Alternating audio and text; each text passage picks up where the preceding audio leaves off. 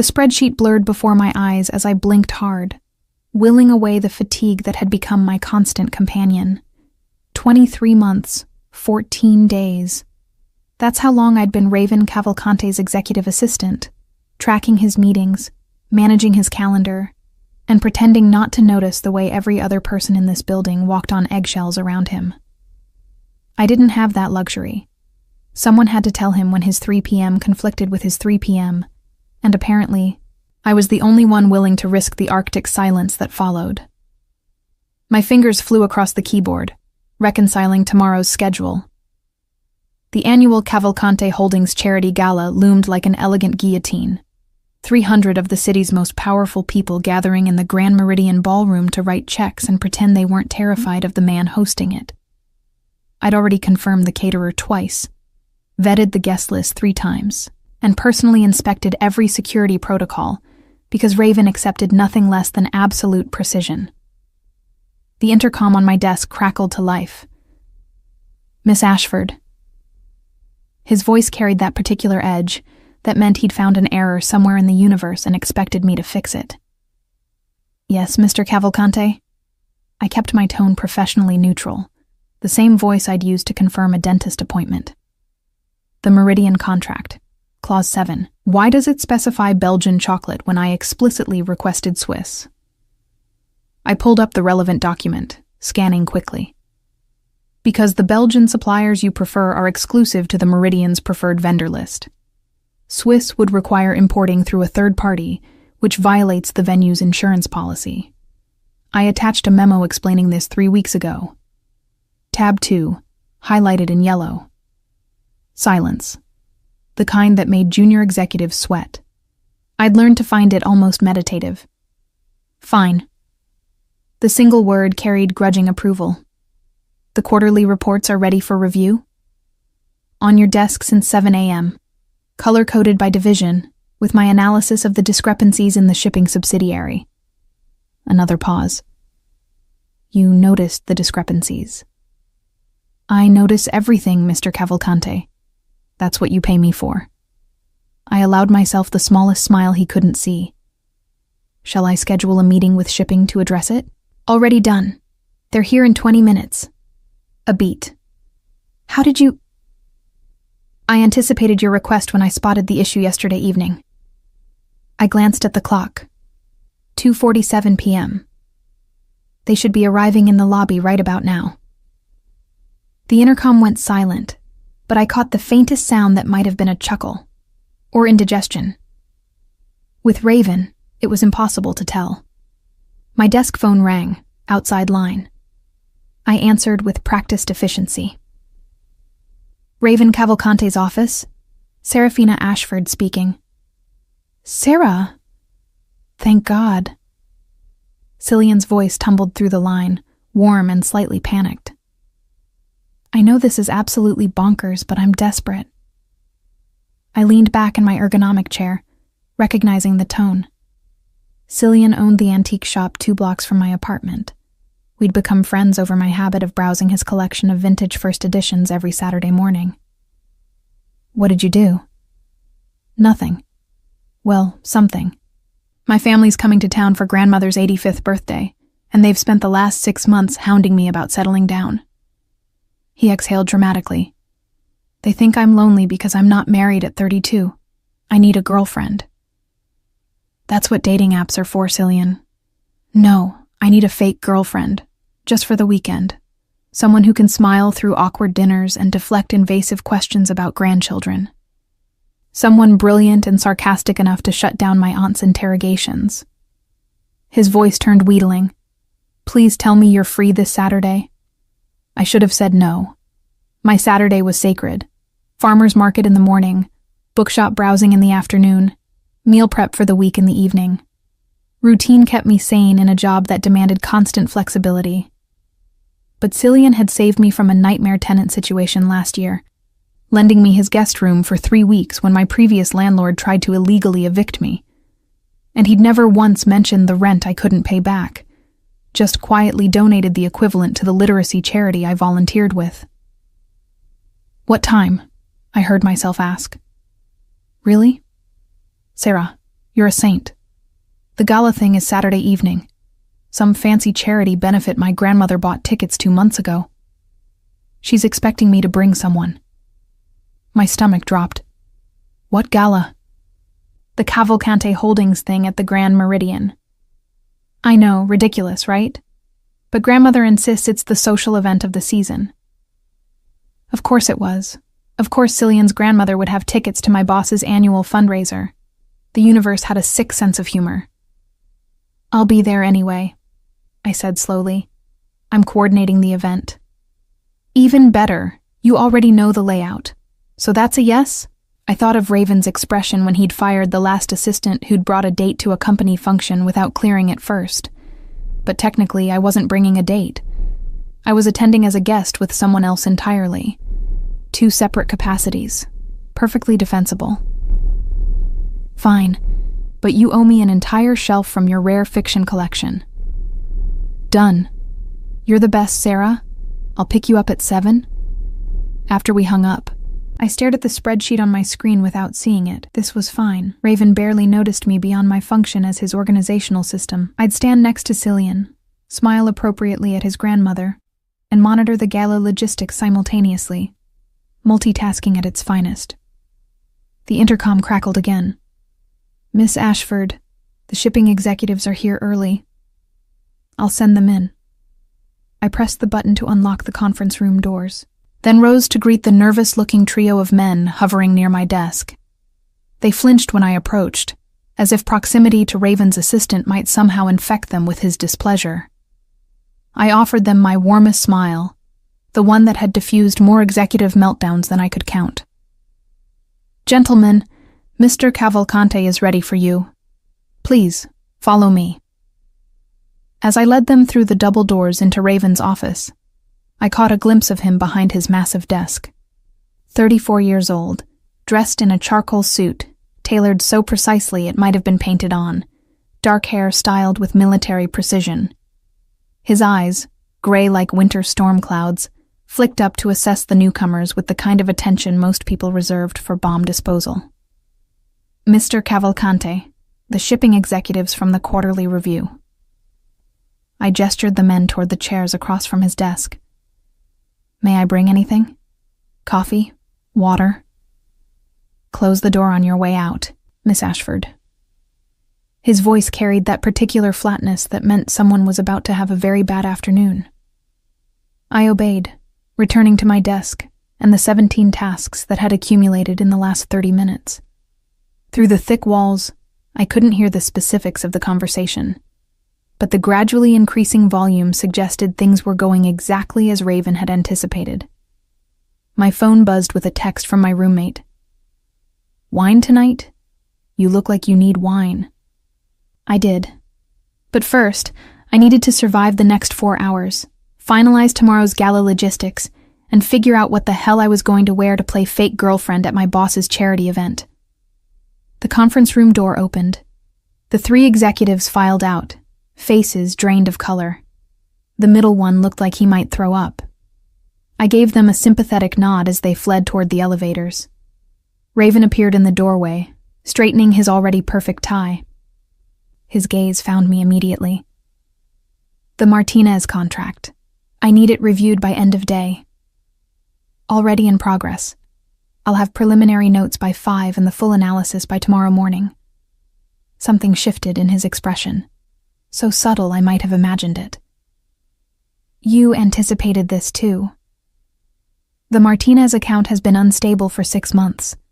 If the shipping subsidiary's finances are compromised, you'd naturally want to review all major contracts for exposure. I met his eyes steadily. I notice patterns, Mr. Cavalcante. For 3 full seconds, he simply looked at me. Not through me, not past me, but at me. Like I'd suddenly become visible in a way I hadn't been before.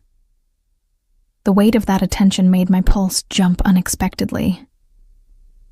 That's why you're still here, he said finally, then returned to his office and closed the door. I released a breath I hadn't realized I was holding. 23 months, 14 days.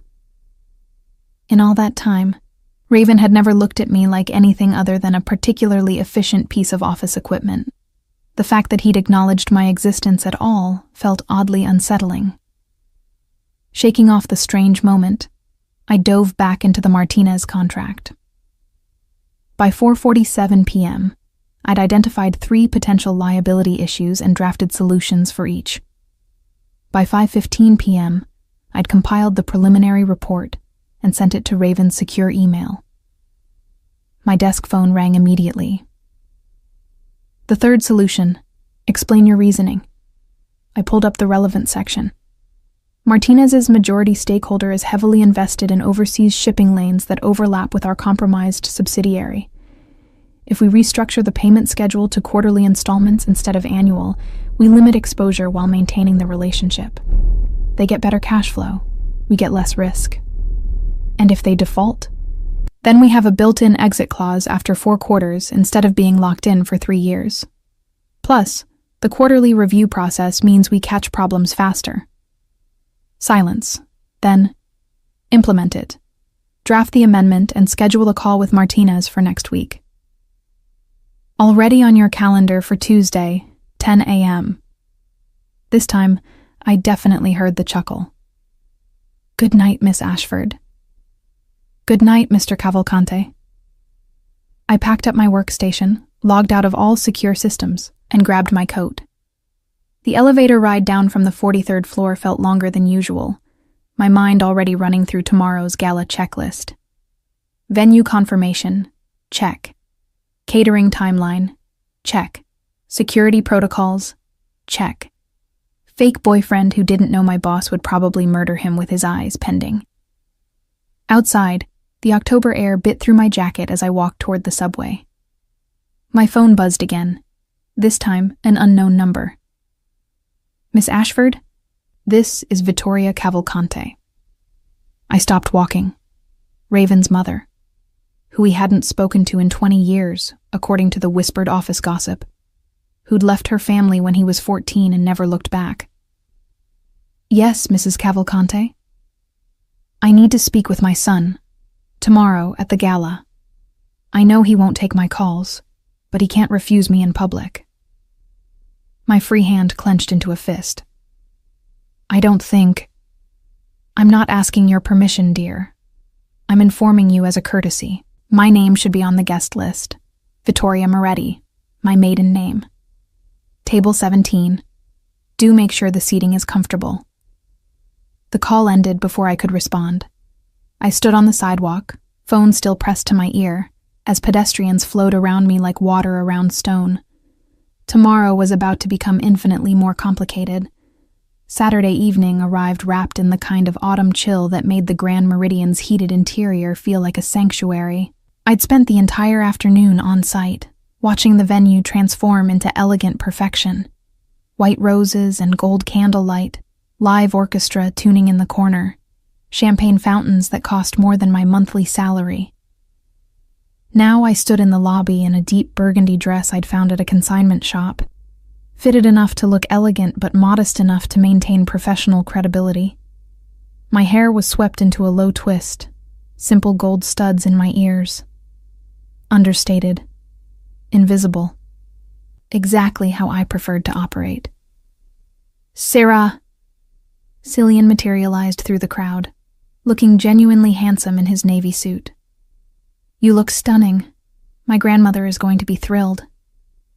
She has low standards for stunning, then. But I smiled, accepting his offered arm. Remember the rules. You can touch my hand, my arm, nothing else. We've been dating 2 months. We met when you sold me a first edition Austin. Keep the story simple. Got it. He squeezed my hand nervously. Thank you again for doing this. I know it's... Cillian! An elegant woman in her 80s swept toward us, followed by what appeared to be an entire family battalion. Finally, we've been waiting. Grandmother, this is Serafina Ashford. Sarah, my grandmother, Elena Moretti, and... The names blurred as I was introduced to what felt like 40 relatives at once. I smiled, shook hands, fielded questions about my work with diplomatic precision. Yes, I enjoyed antiques. Yes, Cillian was very thoughtful. No, we weren't discussing marriage yet. Thank you for asking. Through it all, I kept one eye on the ballroom logistics. The catering team was 3 minutes behind schedule.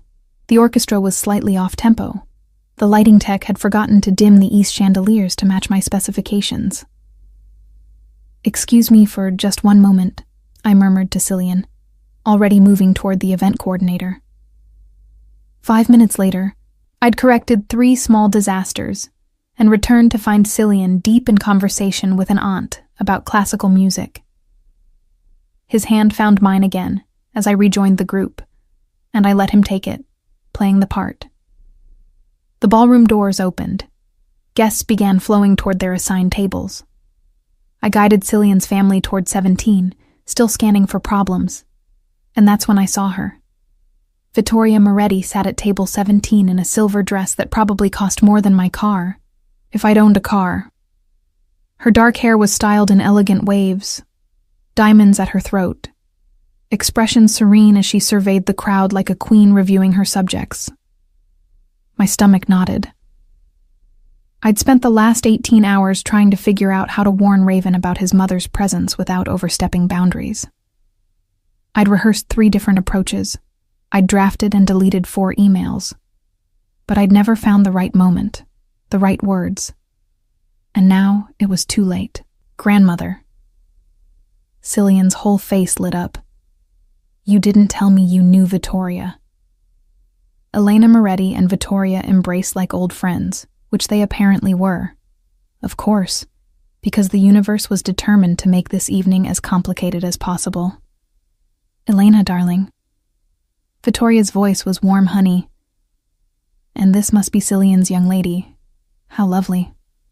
She extended her hand to me. I shook it, feeling like I'd just touched something venomous. Serafina Ashford, I said carefully. Pleasure to meet you. The pleasure is mine. Her smile never wavered, but her eyes were calculating.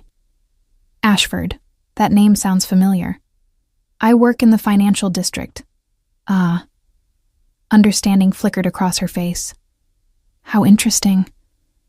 The orchestra struck up the opening melody. Guests settled into their seats. I remained standing, scanning the room for Raven's inevitable entrance. He always arrived exactly 12 minutes after the doors opened, late enough to avoid small talk, early enough to avoid causing offense. I'd timed it over 3 years of company events. 11 minutes, 43 seconds. Cillian tugged my hand gently.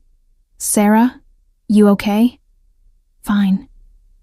I sank into the chair beside him, hyper-aware of Vittoria watching me from across the table. Just monitoring the schedule.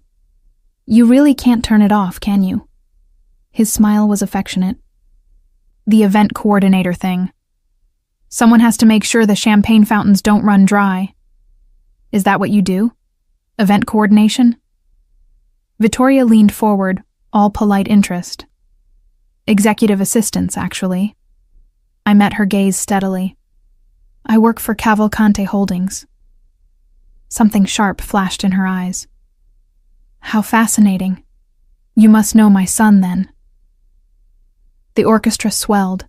The ballroom doors opened one final time. Raven Cavalcante entered like winter itself had taken human form.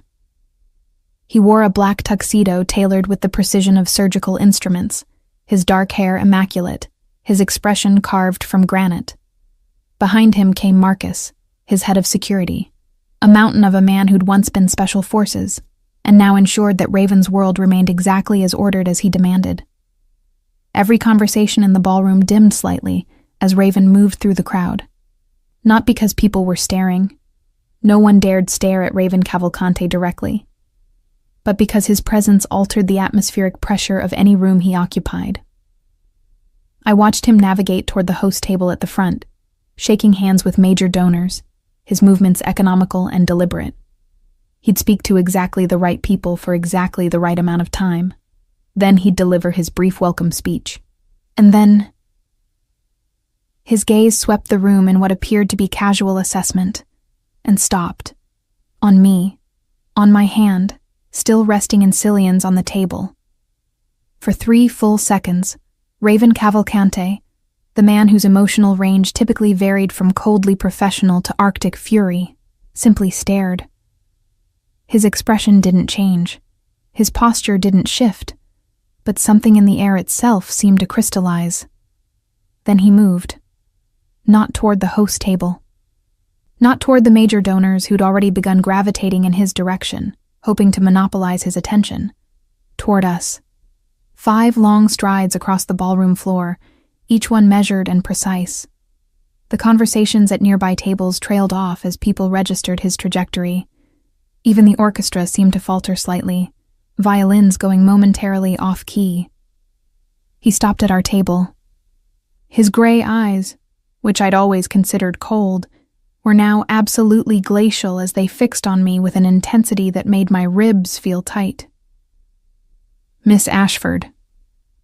His voice carried that particular dangerous quietness that made executives confess to embezzlement. A word. It wasn't a request. Cillian's hand tightened on mine, protective. Is everything? It's fine. I extracted my hand from his, stood on unsteady legs. Mr. Cavalcante, is there a problem with the event coordination? Now. He turned and walked toward the exit that led to the private balcony. I followed, feeling Vittoria's calculating stare burning into my back. Behind me, I could hear Cillian's grandmother whispering to Elena in rapid Italian. The balcony was mercifully empty, overlooking the city skyline.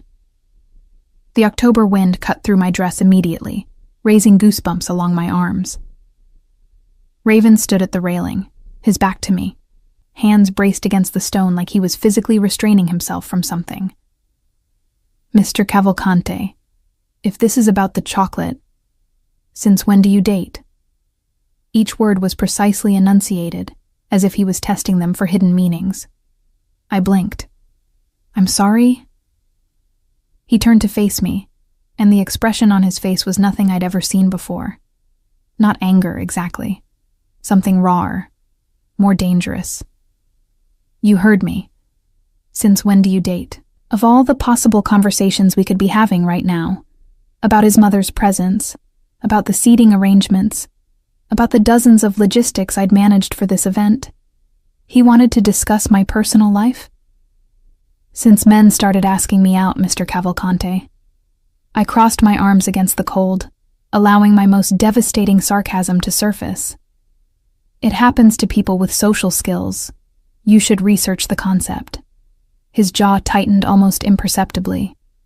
Who is he? That's not really your concern, is it? I kept my voice leveled despite the surreal nature of this entire conversation. Unless my dating life somehow affects my performance at work, which it doesn't. You brought him to a company event. I brought a guest to a public charity gala that I happened to be attending in my personal capacity. I raised an eyebrow. There's no policy against that. I checked. Of course you did. Something that might have been dark amusement flickered across his face. You check everything. It's my job to check everything. The cold was starting to make my teeth want to chatter, but I refused to show weakness. Was there something specific you needed, or can I return to my date? The word date seemed to hit him physically. His hands clenched into fists at his sides, then deliberately relaxed. How long? He asked, his voice dropping even lower.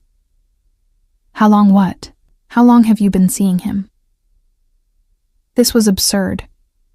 We were standing on a freezing balcony, the charity gala I'd spent 6 weeks organizing happening without my supervision inside, because my boss was interrogating me about my relationship status with an intensity usually reserved for hostile corporate takeovers. 2 months, I heard myself say. The lie felt strange on my tongue, but I couldn't exactly explain the fake dating arrangement to the man who currently looked like he might buy Cillian's entire antique shop just to shut it down. Not that it's 2 months. He repeated it like he was committing it to memory. And you didn't think to mention it. Why would I mention it? Genuine confusion was starting to overtake my irritation. Do you tell me about your dating life?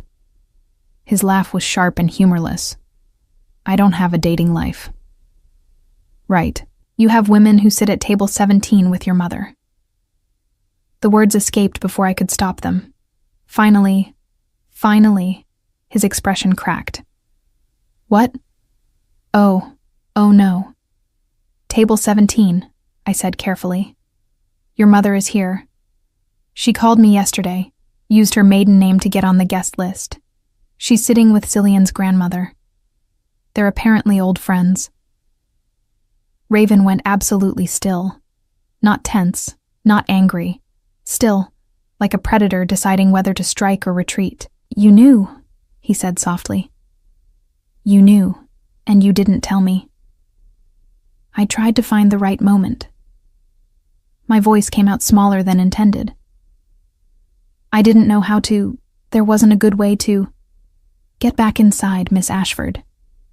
His voice had gone flat and cold. Make sure the event proceeds smoothly, and keep your date away from table 17.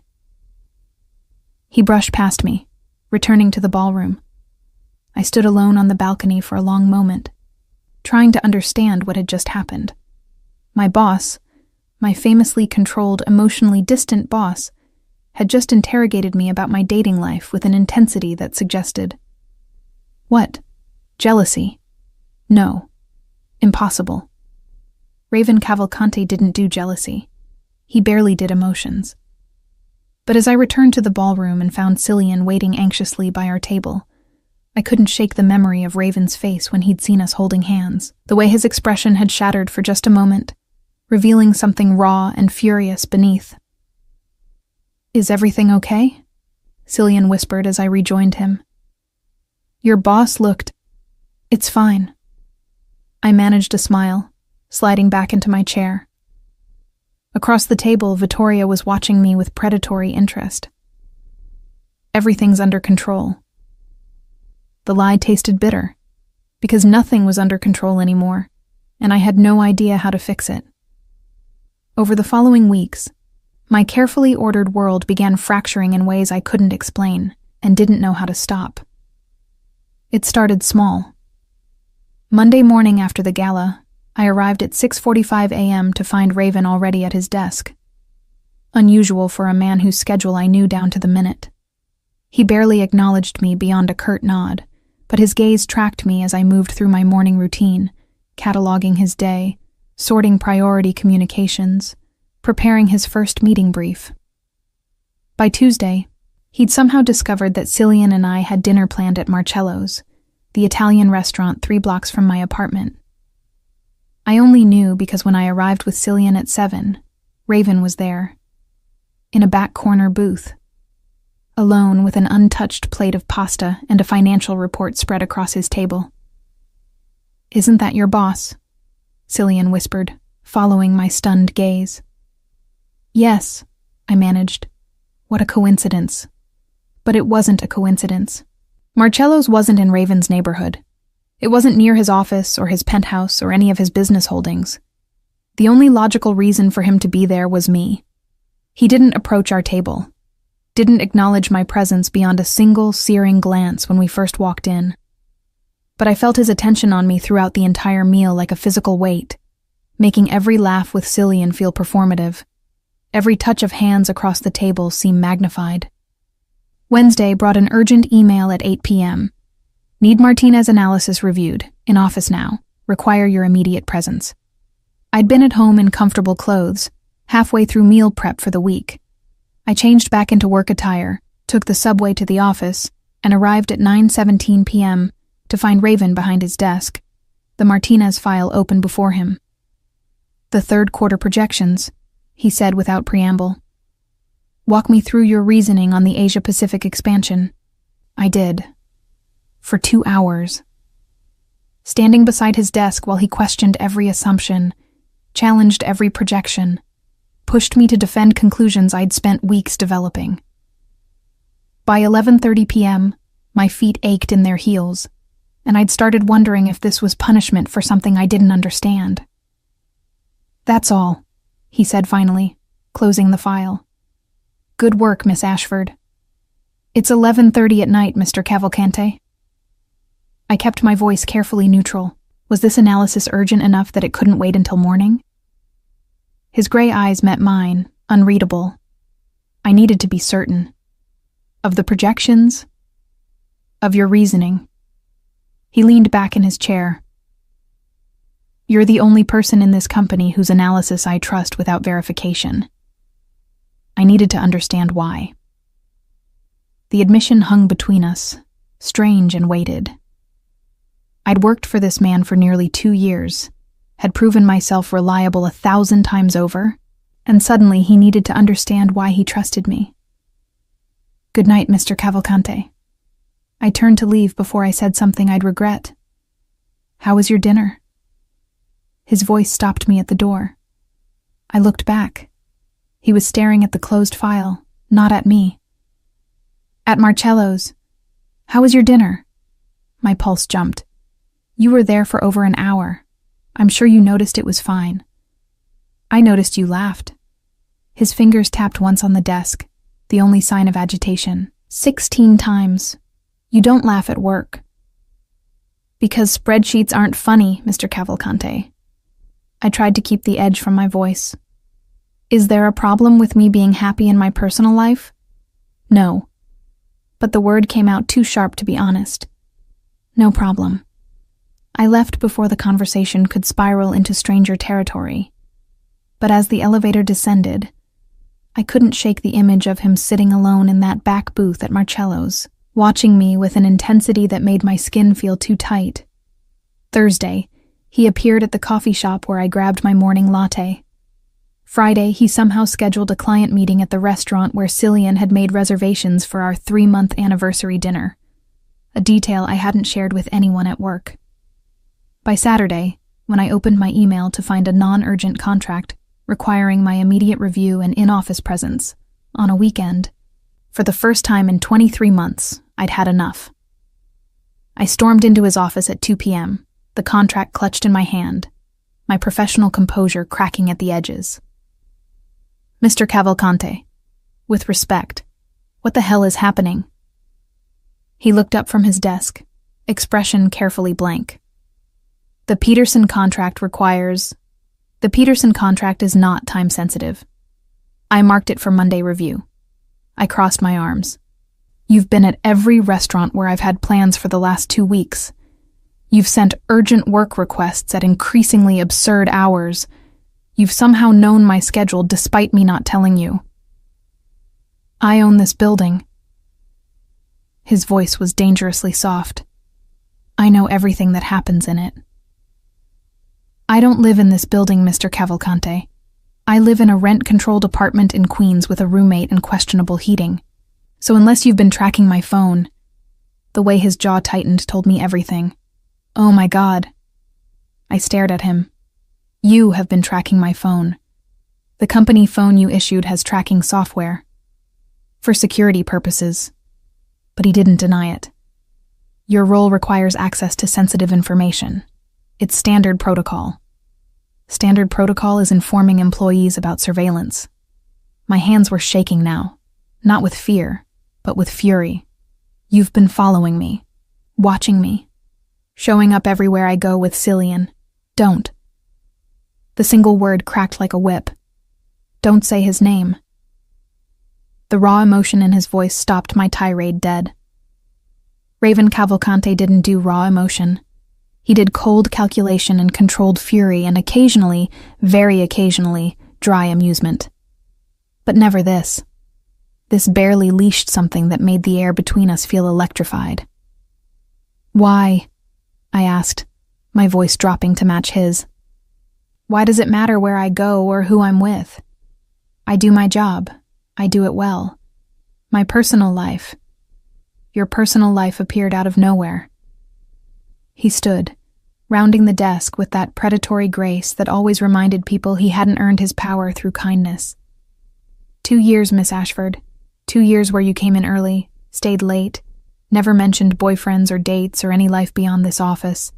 And suddenly, there's someone. Someone who makes you laugh 16 times over pasta. He stopped 3 feet away, close enough that I could see the muscle ticking in his jaw. "So forgive me for being curious about the man who managed to interest you when I—" He cut himself off sharply. When he what? The question hung between us, unspoken. His eyes searched my face with an intensity that made my breath catch. For the first time since I'd started working for him, I registered details beyond the professional. The exact gray of his eyes, like storm clouds breaking. The sharp line of his jaw. The way his perfectly styled hair had one rebellious strand falling slightly forward, probably from running his hands through it. A stress tell I'd never noticed before because I'd never been looking. When had I started looking? "Mr. Cavalcante." I forced steel into my voice. "Whatever this is, it needs to stop. I have a boyfriend. You have—" I gestured vaguely. "Whatever it is you have, this is inappropriate." Inappropriate. He repeated the word like it was foreign. "You think I don't know that? Then stop." "I've tried." The admission seemed to cost him. "For 2 weeks I've tried. But every time I see you with him, every time you smile at him the way you never smile at me, I work for you." The reminder felt necessary, like throwing cold water on something that had started to burn too hot. "You're my boss. That's all we are, all we've ever been." Something in his expression shuddered. The raw emotion vanished, replaced by the familiar ice. "You're right, of course." His voice went flat. "This conversation was unprofessional. It won't happen again." He returned to his desk, dismissing me as effectively as if he'd spoken the words aloud. I stood there for 5 more seconds, my heart hammering against my ribs for reasons I refused to examine. Then I left, returning to my studio apartment, where my roommate took one look at my face and immediately poured wine. "What happened?" "I think my boss is jealous," I heard myself say. "Of my fake boyfriend." My roommate's eyes widened. "The one who—" "Yes, that one." I downed half the glass in one go. "Except it's not real, and Raven doesn't know that, and now he's tracking my phone and showing up everywhere and I don't know what to do. Maybe tell him the truth?" I thought about Raven's face when he'd said Cillian's name, the way he'd looked at me like I'd betrayed something fundamental, even though we'd never had an understanding beyond professional efficiency. I can't. The truth settled like lead in my stomach. Because if I tell him it's fake, then I have to explain why I've been lying. And I don't even know anymore. Over the next 3 weeks, the situation evolved into something stranger and more complex. Raven stopped tracking my phone, or at least stopped making it obvious. But he found other ways to demonstrate his presence. The building that housed Cillian's antique shop suddenly had a new owner. The notice came with 30 days to vacate or negotiate a new lease at triple the current rate. When I asked Cillian who'd bought the property, he showed me the paperwork, a subsidiary of Cavalcante Holdings that I'd never heard of before. I confronted Raven the next morning. "The Westbrook property acquisition, that was you." He didn't look up from his computer. "Cavalcante Holdings acquires property frequently. That's what we do." "That specific building houses Cillian's business." "I'm aware." Still not looking at me. "He should negotiate. The new terms are more than fair given the neighborhood's appreciation. He can't afford triple the lease." Finally, Raven's gaze met mine. "Then perhaps he should have considered that before—" He stopped himself. "The decision is made, Miss Ashford. If you'd like to discuss business acquisitions, I'm happy to review the rationale.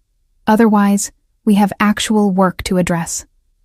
I wanted to scream, wanted to shake him, wanted to demand he explain what the hell he thought he was doing, weaponizing his empire against a small business owner whose only crime was agreeing to be my fake date. Instead, I turned on my heel and spent the next 2 days quietly helping Cillian find a new location, with a lease he could actually afford. Raven said nothing, but I caught him watching me with an expression I couldn't decipher. The following week brought a new complication. Vittoria. She appeared at the office unannounced, gliding past security like she owned the place. I looked up from my desk to find her standing before me in a cream Chanel suit, diamonds at her throat, smile sharp as broken glass.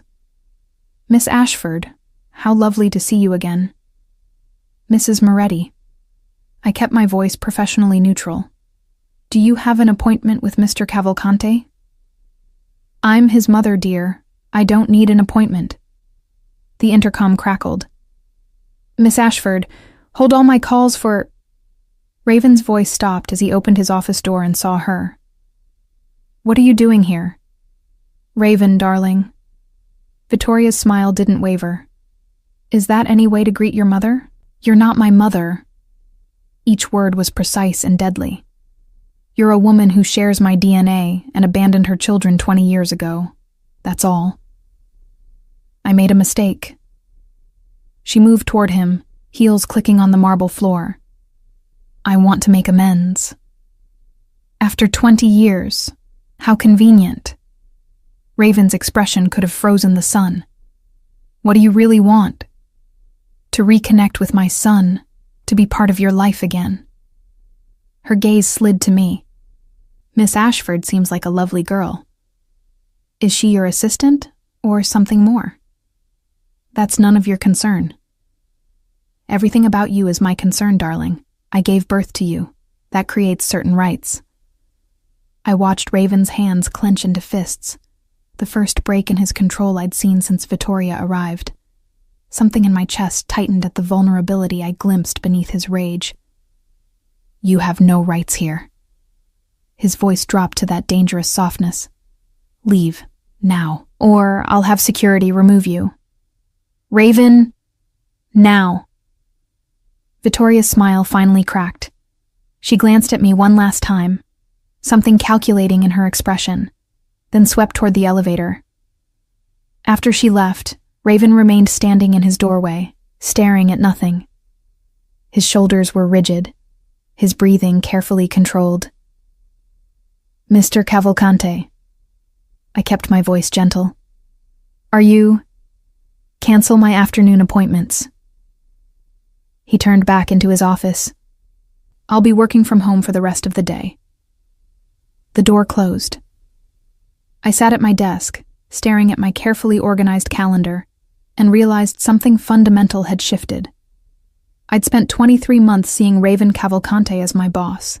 Difficult, demanding, occasionally impossible, but ultimately just a job, a paycheck, a professional relationship with clear boundaries.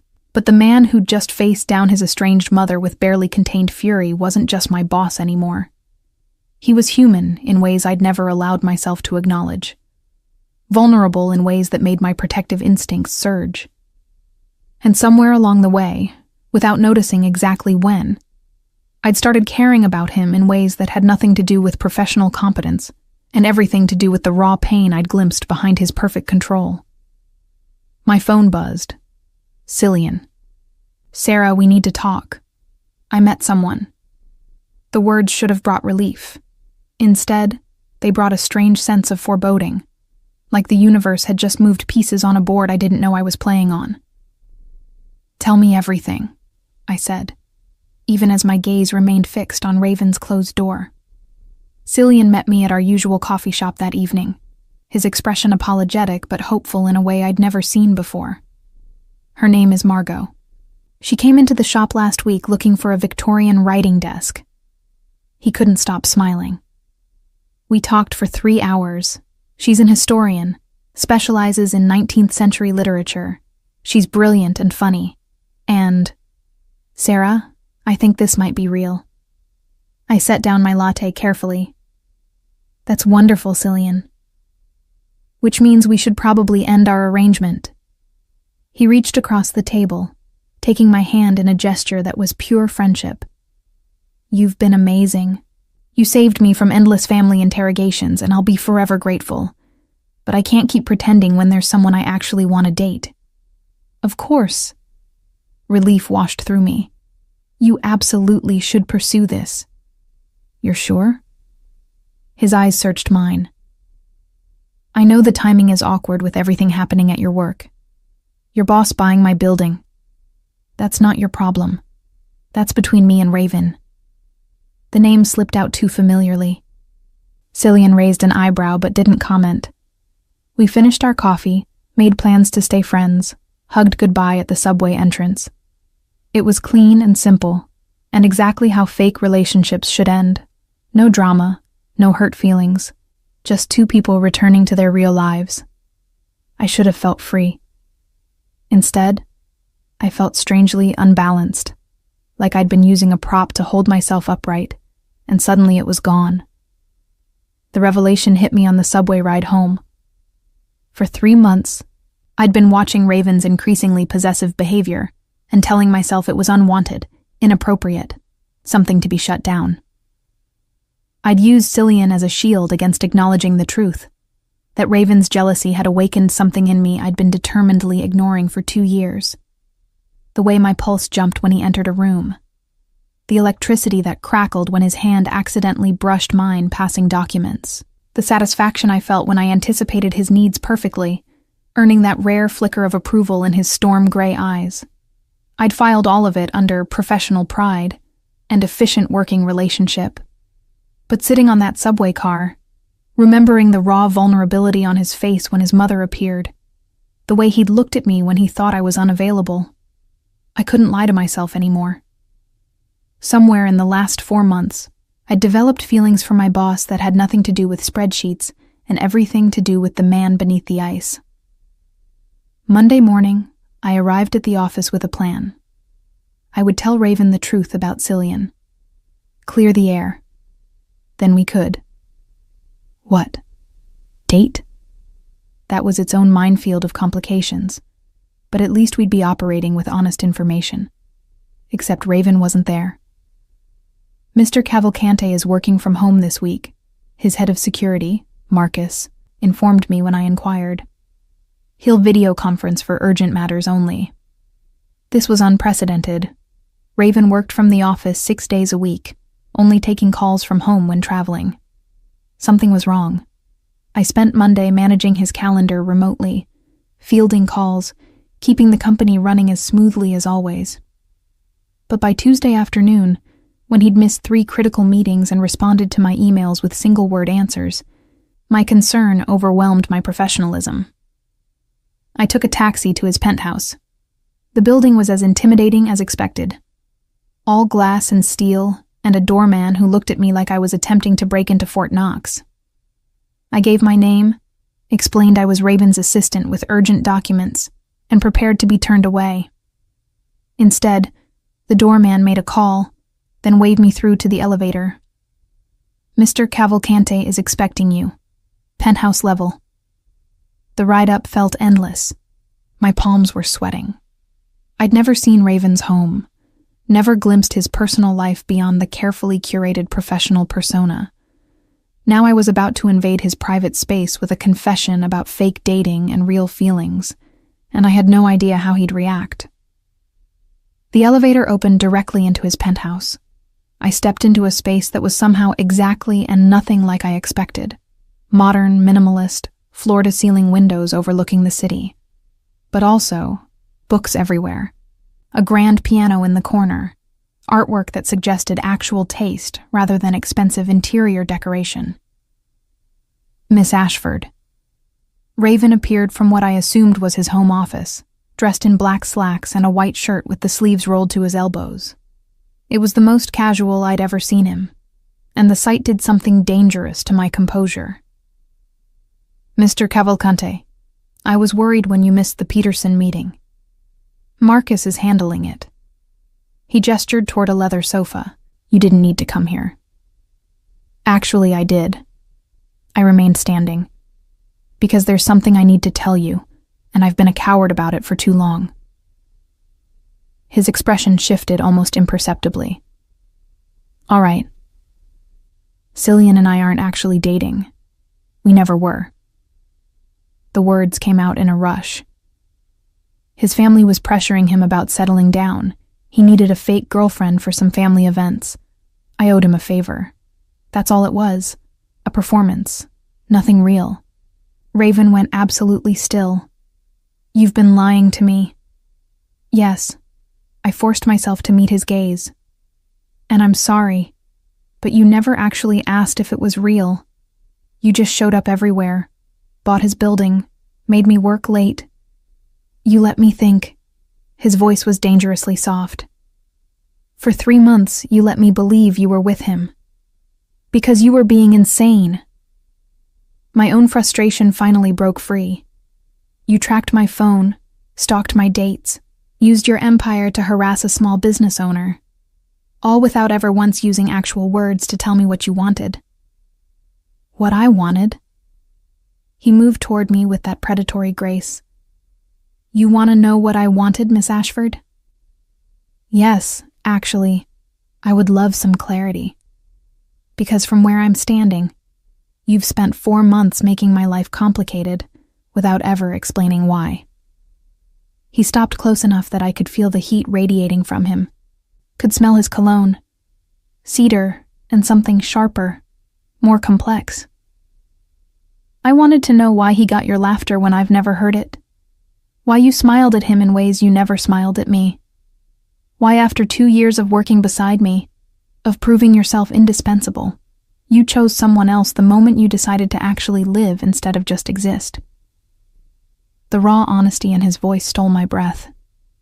I wanted to understand what he had that I apparently lacked, what made him worthy of your time when He cut himself off, jaw tightening.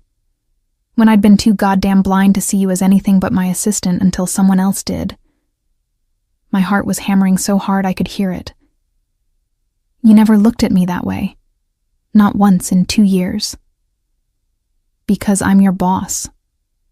His hand came up, hovering near my face, but not quite touching. Because crossing that line would be unforgivable. Because you deserved better than this. He gestured vaguely at himself. Than a man who owns half the city and can't manage basic emotional honesty. Raven. His name felt strange and perfect on my tongue. You're not actually as emotionally bankrupt as you think. A laugh, sharp, humorless, escaped him. No? I threatened your boyfriend's livelihood out of jealousy. I tracked your movements. I manufactured reasons to keep you late at the office just to maintain proximity. That's not healthy behavior, Sarah. The nickname, the first time he'd ever used it, made something in my chest clench. It's also not entirely unwelcome. The confession cost me.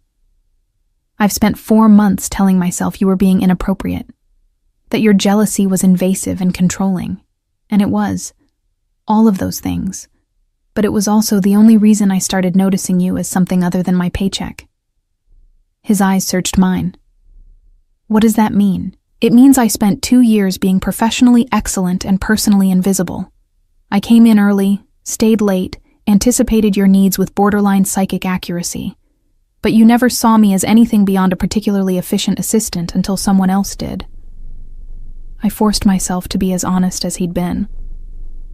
And somewhere in watching you lose your mind over a fake relationship, I realized I'd developed very real feelings for you.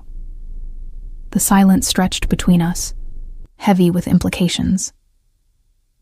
This is a terrible idea, Raven said finally, but his hand had moved to cradle my face, thumb brushing my cheekbone with devastating gentleness. I'm your employer. The power dynamic is something we can navigate if we both want to. I leaned into his touch, my pulse racing. Or we can go back to pretending this doesn't exist. Your choice. If I touch you now, his voice dropped lower, rough with restrained need. I won't stop at one kiss. I've wanted this for too long to be moderate about it. Then don't be moderate. The words escaped before I could consider their implications. I'm tired of moderate, Raven. I'm tired of pretending. He kissed me. It wasn't gentle. It was 4 months of frustrated want, compressed into a single moment, his mouth claiming mine with an intensity that made my knees weak. His hand slid into my hair, destroying the careful twist I'd styled that morning. My back hit the wall. When had we moved? and his body pressed against mine, solid and overwhelming, and exactly what I'd been denying I wanted. When we finally broke apart, both breathing hard, his forehead rested against mine.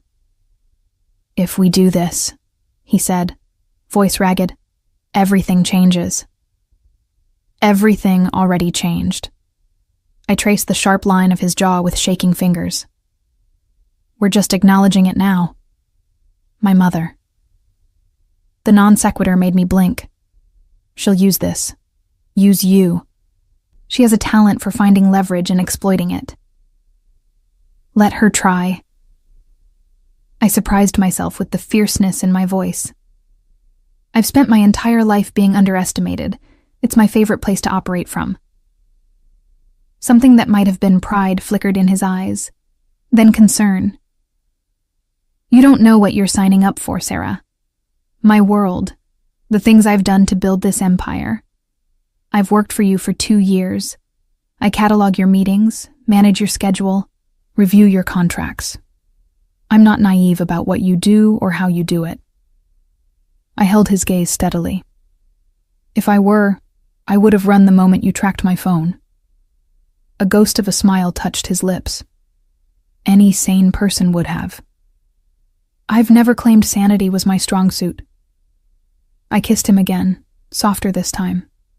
Just organizational skills and a devastating capacity for sarcasm. His laugh, genuine, warm, was the most beautiful sound I'd ever heard. We spent the rest of that afternoon on his couch, learning the geography of each other beyond the professional. How his hands, so economical in the office, became reverent when they traced the curve of my spine. How my laughter, so carefully guarded at work, came easily when he recounted stories of his early days building the company. By evening, we'd established new rules. I would remain his assistant. I was too good at it to abandon the role, and he needed someone he could trust without question.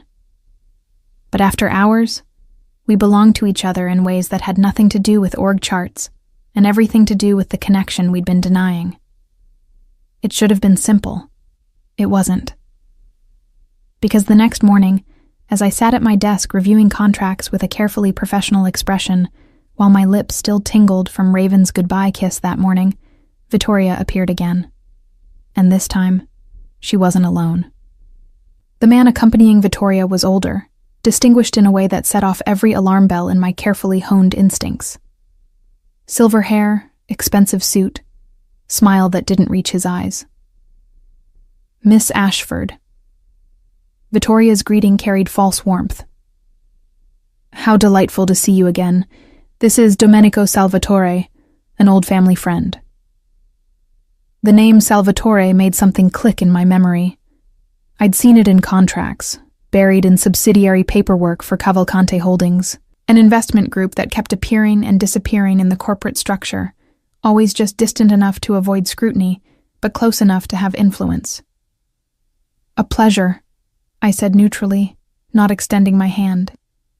"Do you have an appointment with Mr. Cavalcante?" "Not exactly." Salvatore's smile widened. "But I'm sure Raven will make time for family." Family. The word was carefully chosen, deliberately weighted. I pressed the intercom. "Mr. Cavalcante, Vittoria Moretti and Domenico Salvatore are here to see you." The pause before Raven answered was infinitesimal, but I'd learned to read his silences. This one was fury barely contained. "Send them in." I opened the door to his office. Raven stood behind his desk, every line of his body radiating controlled menace. His gaze flickered to me for just a moment, checking that I was all right, before fixing on the visitors. "You have 5 minutes," he said flatly. "Use them wisely." Vittoria moved to take a seat. "Raven, darling, there's no need for hostility. Domenico is here to discuss a business opportunity." "No." The single word cut like a blade. "Whatever arrangement you're proposing, the answer is no." Salvatore chuckled, settling into the chair across from Raven's desk, uninvited. "You haven't heard the terms yet." "I don't need to. You're working with her." He gestured dismissively at Vittoria. which means you're either planning to leverage family connection for extortion, or you're trying to regain influence over Cavalcante Holdings through sentimental manipulation. Either way, I'm not interested. What if I told you, Salvatore said smoothly, that I have information about certain irregularities in your overseas operations? Nothing criminal, of course, but potentially embarrassing if made public. I felt cold fury settle in my chest. Blackmail. They were attempting to blackmail Raven using his own mother as the entry point. Get out. Raven's voice dropped to that dangerous softness I'd learned meant someone was about to face consequences. Both of you. Now. Raven, please. Vittoria's mask cracked slightly, showing desperation beneath. If you'd just listen. I gave you a chance 20 years ago to be my mother. You chose money and status over your children. Now you show up with this. He glanced at Salvatore with obvious disgust. Attempting to extort me using my own company? Get out. Salvatore rose slowly. This isn't over, Cavalcante. You'll want to reconsider. Mr. Salvatore. I stepped into the office, my voice carrying the same steel I'd heard Raven use when ending hostile negotiations. I believe Mr. Cavalcante was clear. Your 5 minutes are complete. Shall I call security, or will you leave voluntarily? His gaze turned to me, assessing and unpleasant. And who might you be? The person who manages Mr. Cavalcante's schedule, reviews all contracts and, more relevantly, knows where every single financial record for this company is stored. I smiled with no warmth, including the overseas accounts you're referencing, which, I should mention, I audited personally last quarter and found completely compliant with international law. I was bluffing partially, but I'd learned from Raven that confidence sold lies better than facts sometimes. Salvatore's smile tightened. How convenient that Mr. Cavalcante has such a thorough assistant. Isn't it? I held his gaze steadily. Now, as I mentioned, security or voluntary departure. Vittoria moved toward Raven, desperation clear now. Raven, please. I made mistakes, but I'm your mother. That has to mean something. It means nothing. Raven's voice was empty of emotion in a way that was somehow worse than anger. You chose to abandon that role. You don't get to reclaim it when it becomes financially convenient. He pressed a button on his desk. Marcus appeared in the doorway within seconds, his imposing frame filling the space. Escort Ms. Moretti and Mr. Salvatore to the elevator. Make sure they understand they're not welcome in this building again. As Marcus ushered them out, Salvatore going with dignity, Vittoria with protests that echoed down the hallway. I remained in the doorway, watching Raven's carefully controlled facade crack at the edges. The moment the office door closed, his shoulders sagged infinitesimally. Are you okay? I asked softly. I'm fine. But his hands were shaking slightly as he poured himself whiskey from the bar cart.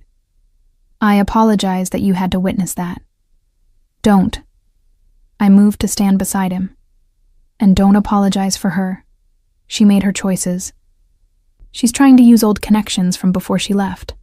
Salvatore was part of my father's original investment group, one of the people who helped build the foundation before my father cut ties. He swallowed the whiskey in one go. She's desperate enough to weaponize her past against her own son. The pain beneath his words made my chest ache. I took the empty glass from his hand and set it aside, then laced my fingers through his. She'll try again, I said. People like that always do.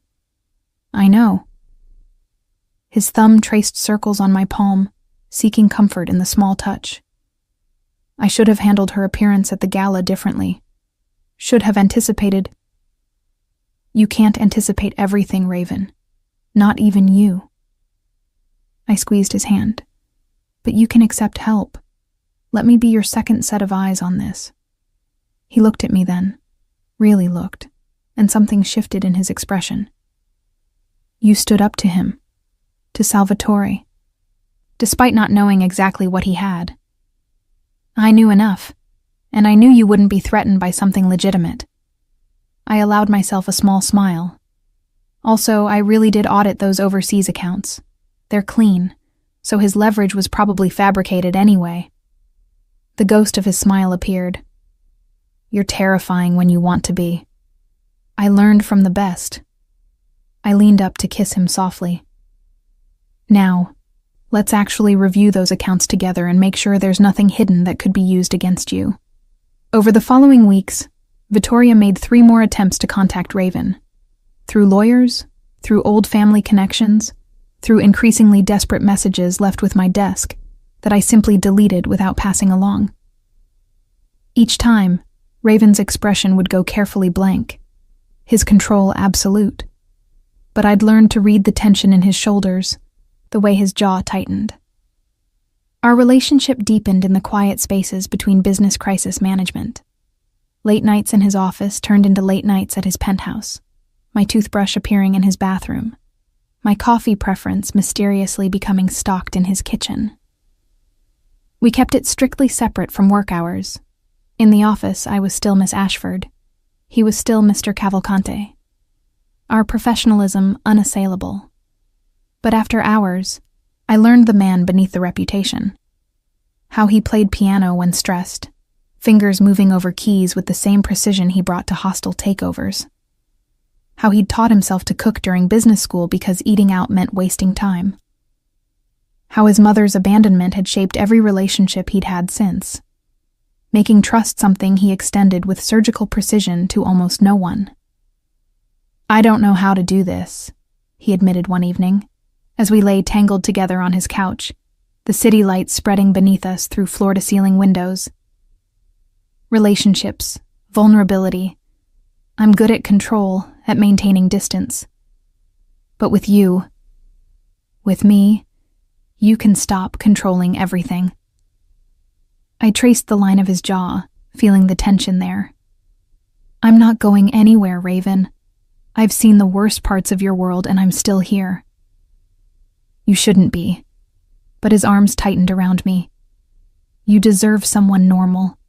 Someone who doesn't have enemies trying to blackmail him through his own mother. Normal is overrated.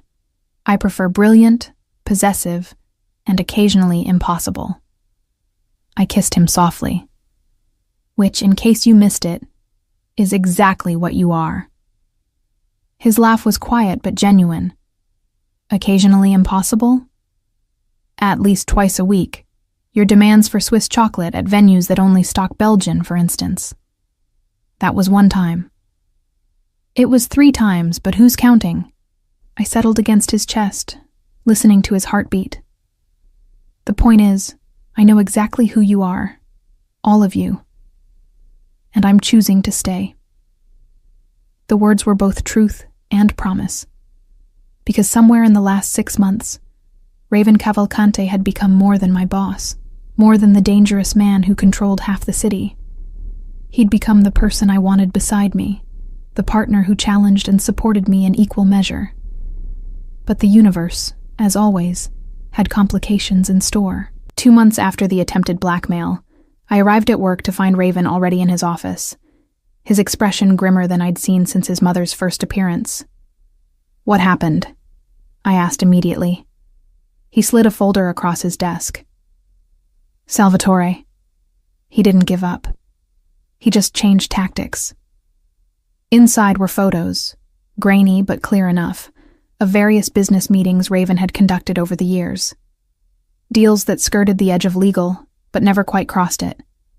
Conversations with people whose reputations were less pristine than Raven's carefully cultivated public image. None of this is illegal, Raven said. But taken out of context, presented the right way to the right authorities, it could trigger investigations that would tie up the company for years. Damage our reputation. Cost us billions. What does he want? A seat on the board, 20% equity in the overseas subsidiaries, and his jaw tightened, for me to publicly reconcile with my mother. A nice family reunion story to rehabilitate her social standing. I stared at the photos, my mind racing through options. We could call his bluff, Invite the investigation. Prove there's nothing. Sirrah. Raven's voice was gentle but firm. Even a clean investigation damages trust. Investors panic. Partners get nervous. Salvatore knows exactly what he's doing. So what do we do? He was silent for a long moment. Then, I give him what he wants. No. The word escaped before I could stop it. Raven, you can't let them manipulate you like this. I can, if it protects the company. If it protects... He stopped himself, but I heard what he didn't say. If it protects you. Because at some point in our relationship, I'd become a vulnerability. Something Vittoria and Salvatore could leverage if they discovered the truth. And they would discover it eventually. Secrets never stayed secret in his world. There's another option, I said slowly, an idea forming. We let them think they're winning while we build a counterattack. I'll need access to Salvatore's background, his business dealings, his connections with Vittoria before she left your father. Raven's eyes sharpened. What are you thinking? That people who attempt blackmail usually have skeletons of their own, and I happen to be very good at finding things people want to keep hidden. I met his gaze steadily. Give me 2 weeks. If I can't find anything, you can give Salvatore his board seat, but let me try first.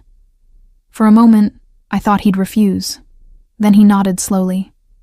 2 weeks, but Sarah, be careful.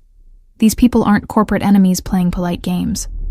If they realize you're investigating them, then they'll underestimate me. I smiled with more confidence than I felt. It's my favorite advantage. What followed were the most intense 2 weeks of my professional life. I worked 3 jobs simultaneously. Managing Raven's schedule and company operations during business hours, conducting my investigation after hours, and maintaining our relationship in the stolen moments between. I discovered Salvatore's financial records showed irregularities he'd carefully buried. Offshore accounts, shell companies, investments in ventures that couldn't withstand scrutiny. More importantly, I found the connection to Vittoria. She'd been feeding him information about Cavalcante Holdings operations since before she left Raven's father, positioning herself as a long-term spy for a rival faction within the original investment group. The abandonment 20 years ago hadn't been about pursuing a better life. It had been about cashing out at exactly the right moment with inside information to sell. On the 13th day, I compiled everything into a dossier that would make any investigative journalist weep with joy. Then I did something Raven would never have done. I called Vittoria directly. Miss Ashford, her voice was cool.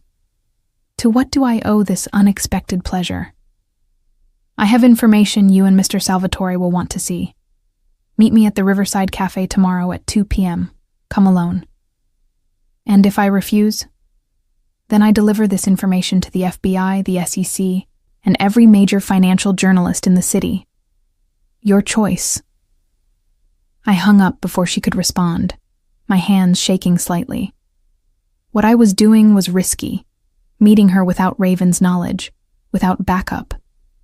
But I needed to see her face when I revealed what I'd found. The next afternoon, I sat at a corner table in the cafe, the dossier in a sealed envelope before me. Vittoria arrived exactly on time, impeccably dressed, her expression carefully neutral. Miss Ashford, you're either very brave or very foolish. She slid into the seat across from me. Raven doesn't know you're here, does he? What Raven knows or doesn't know isn't your concern anymore. I pushed the envelope across the table. Open it. She did. I watched her face as she processed the contents, the financial records, the communication logs showing her long-term connection to Salvatore, the evidence that her abandonment had been calculated betrayal rather than tragic choice. Where did you get this? Her voice was tight. I'm very good at finding things people want to keep hidden, as I mentioned once before. I leaned forward. Here's what's going to happen. You and Salvatore are going to disappear. No more blackmail attempts, no more contact with Raven, no more leveraging family connection for financial gain. In exchange, I don't share this information with authorities who would be very interested in your decades of corporate espionage. You can't prove... I absolutely can. I've already verified it with 3 independent sources. I smiled without warmth. I'm Raven Cavalcanti's executive assistant. Do you really think I'd come to this meeting without being absolutely certain? Vittoria stared at me, calculation warring with fury in her eyes. He chose well. You're as ruthless as he is. No, I'm protective of people I love. There's a difference. I stood. You have 24 hours to contact Salvatore and end whatever arrangement you had. After that, I make some very interesting phone calls. I left her sitting there, my heart pounding, but my steps steady. It was only when I was 3 blocks away that I allowed myself to text Raven. It's handled. I'll explain tonight. His response came immediately. Are you safe? Yes. Meet me at your place in an hour? I'll be there. When I arrived at his penthouse, Raven was pacing like a caged predator. He rounded on me the moment I walked in. What did you do? I told him everything. The investigation, the evidence, the meeting with his mother, the ultimatum. He listened without interrupting, his expression unreadable. When I finished, silence stretched between us. You took a significant risk, he said finally. I know. Vittoria she might have... He stopped, running a hand through his hair in frustration. Sarah, if something had happened to you because of my past, nothing happened. I moved to stand before him, taking his face in my hands. And even if something had, I chose this. I chose to protect you the way you've been protecting me since the beginning. His eyes searched mine. Since the beginning? You think I didn't notice? The way you positioned my desk to give me the best natural light? How you scheduled my reviews to always include raises? The fact that I'm the only assistant in company history you've kept for more than 6 months? I smiled softly. You were protecting me long before you admitted you cared, Raven. I just finally caught up. He kissed me then, fierce and desperate and grateful all at once. When we broke apart, his forehead rested against mine. No more solo investigations. No more taking blackmail threats alone, I countered. Deal. He pulled back to look at me properly. Though I should mention, your investigative skills are terrifying. I learned from the best. I repeated my words from months ago. Now what do you say we actually destroy those files Salvatore was threatening you with, just to be thorough? Already done. I had them incinerated the day after he first showed them. At my surprised look, he smiled slightly. I was never going to let them win, Sarah. I was just buying time to figure out the right move. And what was the right move? Apparently letting you handle it. His arms came around me. Note to self, never underestimate my assistant. Your assistant and girlfriend, I corrected. My assistant, girlfriend, and, if you'll allow it, partner in every sense that matters. The words hung between us, weighted with implications about a future we'd both stopped fighting against. I'll allow it, I said softly. On one condition. Name it. Next time someone tries to blackmail you, we handle it together. No more protecting me from your world, Raven. I'm in it now, by choice. Let me stay. His smile was real and unguarded. You're impossible to argue with. I know. It's one of my best qualities. True to my threat, Vittoria and Salvatore vanished from our lives.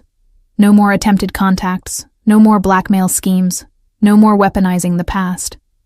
I'd delivered my evidence to a trusted financial journalist with instructions to publish only if they resurfaced. Insurance that kept them at a comfortable distance. The months that followed were the most stable I'd experienced since starting at Cavalcante Holdings. Our professional dynamic remained impeccable. In the office, I was still the efficient Miss Ashford, who anticipated every need, and he was still the demanding Mr. Cavalcante, who accepted nothing less than perfection. But after hours, we built something that felt remarkably like a real life. I moved into his penthouse gradually, a drawer here, a bookshelf there, until one day I realized I hadn't been back to my apartment in 3 weeks. My roommate found a new place. I officially forwarded my mail. And Raven, who'd never shared space with anyone, adjusted with surprising grace to having another person in his carefully ordered world. We learned each other's rhythms, how he needed silence in the mornings and conversation in the evenings, how I required coffee before human interaction and preferred cooking to ordering in, how we both worked best side by side at his kitchen counter, laptops open, occasionally stealing kisses between contracts. 8 months after the gala where everything changed, Cillian called with news. He and Margot were engaged. "I want you both there," he said, his joy infectious even over the phone. Margot knows the whole fake dating story. She thinks it's hilarious. She wants to meet the woman who saved me from my family's interrogations.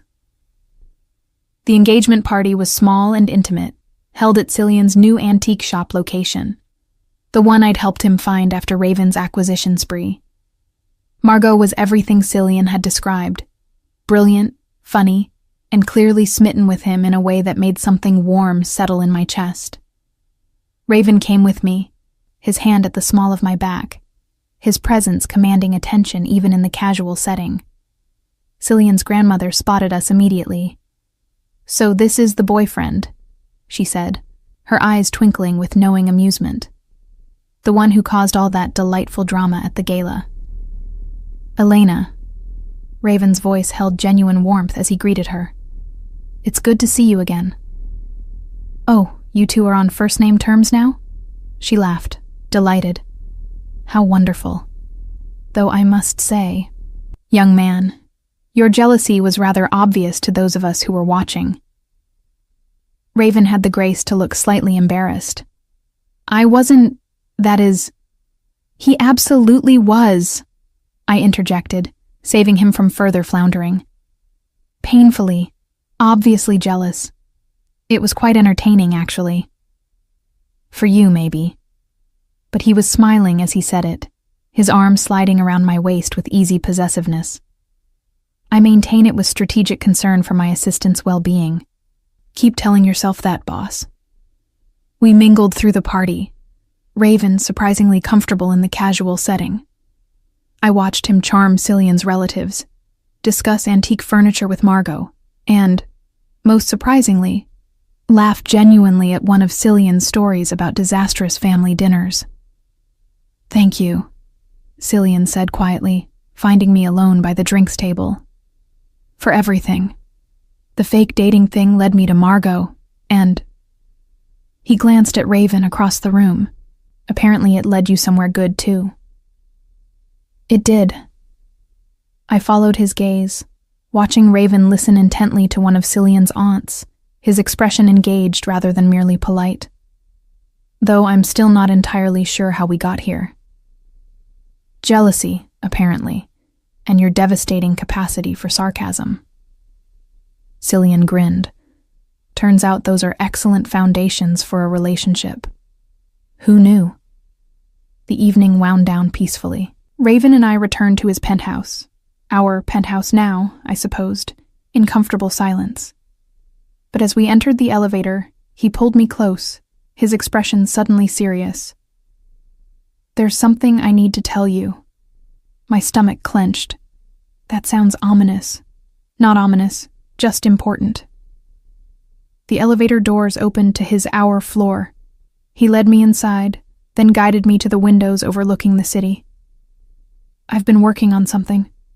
Restructuring certain aspects of my business operations." Restructuring how? Severing ties with the more questionable elements, the investments that skirt legality, the partnerships with people whose methods I can't entirely endorse. Building something that's completely legitimate, completely clean. He turned to face me fully. "Because I want a future that isn't constantly looking over its shoulder, and because you deserve better than a partner whose business dealings keep you awake at night." I stared at him, processing. "Raven, You don't have to change your entire operation because of me. I'm not doing it just because of you. I'm doing it because of us. Because what we have, what we're building, it matters more than maintaining an empire built on moral compromises. His hands came up to cradle my face. You made me want something different, Sarah. Something better. The raw honesty in his voice made my throat tight. That must have been complicated. It was necessary, and ongoing. It'll take another year to complete the transition fully. But I wanted you to know. I wanted you to understand that I'm choosing this. Choosing us.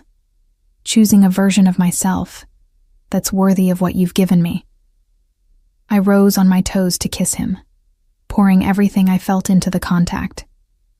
When we broke apart, I was smiling through threatening tears. You were always worthy, you impossible man. You just needed to believe it yourself. I'm starting to. His thumb traced my cheekbone gently. Largely because you keep insisting on it despite significant evidence to the contrary. That's not evidence. That's your mother's narrative. And we both know she's an unreliable narrator. His laugh was soft. True. We stood there in the windows, the city spreading below us like possibilities made tangible. And then Raven moved away, returning a moment later with a small velvet box. My heart stopped. Before you panic, he said, not opening it yet. This isn't a proposal. Not exactly. Not exactly? It's a question. One I don't need answered tonight, or even this month. But one I wanted to ask while I still had the courage. He finally opened the box, revealing a ring. Elegant, simple, exactly what I would have chosen for myself if I'd been choosing.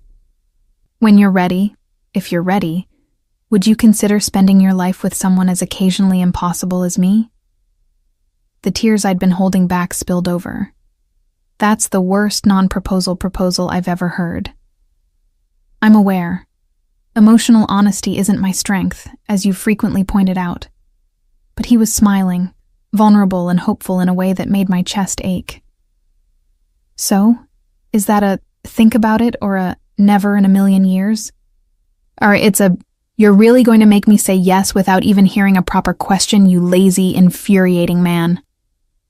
I took the box from him, studying the ring, platinum band, single diamond, understated elegance. But since I apparently can't resist you, even at your worst, yes, eventually, when we're both ready.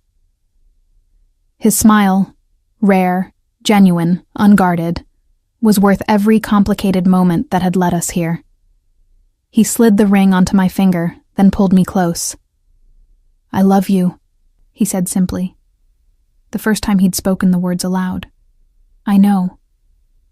At his raised eyebrow, I laughed. I've known for months. You just needed time to catch up. How did you know? Because you bought an entire building to sabotage my fake boyfriend's business. That's not normal jealousy, Raven. That's love disguised as territorial possessiveness. In my defense, I didn't realize the distinction at the time. No, you were too busy tracking my phone and appearing at restaurants. I traced the line of his jaw affectionately. But I forgive you. Mostly because your completely irrational jealousy is what finally made me notice you. So you're saying I owe our entire relationship to poor emotional management and stalker-adjacent behavior? Essentially, yes. I kissed him softly, though I prefer to think of it as passionate interest expressed through deeply inappropriate means, much better phrasing. I have excellent organizational skills, remember? Including reorganizing inconvenient truths into palatable narratives. His arms tightened around me. What did I do to deserve you? You lost your mind over a fake relationship and made me work late for 3 months straight out of jealousy. Apparently, that's my love language. Noted for future reference. We stood there in the windows, wrapped in each other, the ring on my finger catching the light. It wasn't traditional. Nothing about us was. But it was honest. Real. Built on a foundation of professional respect that had transformed into something infinitely more complex and valuable. 1 year later, we married on the rooftop of Cavalcante Holdings, the building where we'd spent 2 years orbiting each other without truly seeing, where jealousy had finally opened our eyes, where we'd built something that started with spreadsheets and ended with forever. Cillian was there with Margot, now heavily pregnant with their first child. Elena attended with genuine joy, having long since forgiven Raven for his aggressive acquisition of her grandson's original shop location. Even Marcus, Raven's perpetually serious head of security, cracked a smile during the ceremony. I wore a simple dress, elegant but practical, because I'd never been the type for elaborate displays. Raven wore his standard charcoal suit, but with one modification, a pocket square in burgundy, matching the dress I'd worn to the gala where everything changed. "You remember," I murmured as we stood before the officiant. "I remember everything." His hand tightened on mine. "That dress, your sarcasm when I asked about your dating life, the way you looked at me like I was being completely insane. You were being completely insane. I was jealous," he corrected with a small smile. "There's a difference." "A small one." The officiant cleared his throat gently, reminding us we had an audience. We exchanged our vows. I'd written mine, he'd memorized his, and promised to continue choosing each other through complications and conflicts and occasional bouts of irrational possessiveness. When he kissed me, it was witnessed by the city that had always been his kingdom, now becoming ours. At the reception, Cillian raised a toast. To Sarah and Raven, who proved that the best relationships start with completely insane jealousy and evolve into something resembling actual sanity. May your future contain more sanity than your beginning. "Unlikely," I called back, to general laughter. "But at least it'll never be boring," Raven added, his arm around my waist. Later, as we danced under stars and string lights, he murmured against my ear, "Do you regret it? The complicated way we started?" "Not for a second." I leaned back to look at him. "If you hadn't lost your mind over Cillian, I might never have noticed I was in love with you. Sometimes the messy beginning is what makes the destination matter." Spoken like someone who's spent too much time organizing my philosophical ramblings into coherent thoughts. Someone has to. Left to your own devices, you'd just glare people into understanding. His laugh rumbled through his chest into mine. True. We swayed together, surrounded by people we cared about, building the next chapter of a story that had started with jealousy and bloomed into something neither of us had been looking for, but both of us needed. Somewhere in the crowd, I caught sight of my former self, the woman who'd arrived at work exhausted, who'd spent 2 years being professionally invisible, who'd agreed to fake date a friend and accidentally awakened something in her boss that neither of them could ignore. She wouldn't have believed this ending, would have thought it impossible that the cold, demanding Mr. Cavalcante could transform into the man who now held me like I was his entire world. But impossible things happened when jealousy cracked open carefully maintained facades, when perfect control shattered to reveal raw feeling beneath, when two people who'd been orbiting each other finally, crashed together and discovered that the impact was exactly what they needed. "I love you," I said again, because the words never stopped feeling miraculous. "I know," Raven replied, stealing my line with a smile. "You've told me approximately 8,000 times since I finally said it first. And I'll tell you 8,000 more. Get used to it. I'm counting on it." He kissed me softly, then added against my lips, "For the record, I love you too. In case that wasn't abundantly clear when I bought an entire building to sabotage your fake boyfriend. It was a subtle clue, yes. Subtle. Right." He spun me gently under the lights. "My wife, the master of devastating understatement." "Your wife," I repeated, tasting the words. "I like how that sounds." "Good, because you're stuck with me now. Was there ever any doubt? You track my phone, remember?" only for security purposes. Keep telling yourself that, boss. I'm not your boss anymore. I'm your husband. You're both, and occasionally impossible, and perfect exactly as you are. He kissed me again, deeper this time, uncaring of the audience. When we broke apart, his forehead rested against mine. Thank you, he said quietly. For what? For seeing me, for staying, for making me want to be better than the man I thought I had to be. Thank you, I countered, for losing your mind over a fake relationship and making me notice what had been right in front of me all along. So we're both thanking jealousy, essentially, and my devastating capacity for sarcasm, and your complete inability to express emotions like a normal human being. I grinned. We're a disaster, Raven. The best kind. He pulled me closer. The kind that works. And it did. Against all odds, despite the complicated beginning. Through jealousy and blackmail and estranged mothers, it worked. Because sometimes the messy stories are the best ones. Sometimes the wrong start leads to the right ending. Sometimes you have to lose control completely before you can find exactly what you've been looking for.